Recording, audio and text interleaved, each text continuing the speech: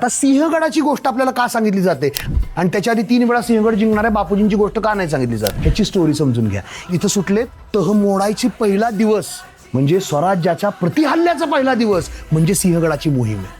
कुणाला माहितीच नाही की आता आपण परत अटॅक कधी करणार आहे. महाराज मोबिलाईज करतायत, लोक ऍडमिनिस्ट्रेशन स्ट्रॉंग करतायत, पैसे निर्मितीचे नवीन मार्ग शोधतायत आणि आता सेटल झालंय आणि आता यांनी तह मोडला ना, आता this is the time for me to rise and rise so much so that मी जे घालवलं ते सगळं मी परत कमवून राहील. त्या मोहिमेची सुरुवात सिंहगडाने झाली आणि यात महाराजांचा ब्लॅक कॅट कमांडो असल्यासारखा तानाजीरावांचं ज्यावेळी संपतात त्यावेळी जसं संभाजी महाराजांच्या मृत्यूमुळे सगळे पेटून उठले, तसं इथं जे पेटलेत मराठे 3 दिवसात 3 दुर्ग, 4 दिवसात 5वा दुर्ग, असं महाराजांनी 3च वर्षात त्याच्यानंतर आपल्याकडे 23-26 दुर्ग होते. राज्याभिषेकापर्यंत 200 पर्यंतची मजल जाऊ शकली. आपण जे गमवलं त्याच्या 5 पट गोष्टी आपण कमवू शकलो बिकॉज ऑफ दिस मिशन. या मिशनमध्ये त्याची बीजं पेरलेली आहेत. तानाजीरावांचं नाव घेऊन लोक लढली आहेत. कोंडाची फर्जल पुढे पन्हाळगड घेताना तानाजीरावांना आठवतात.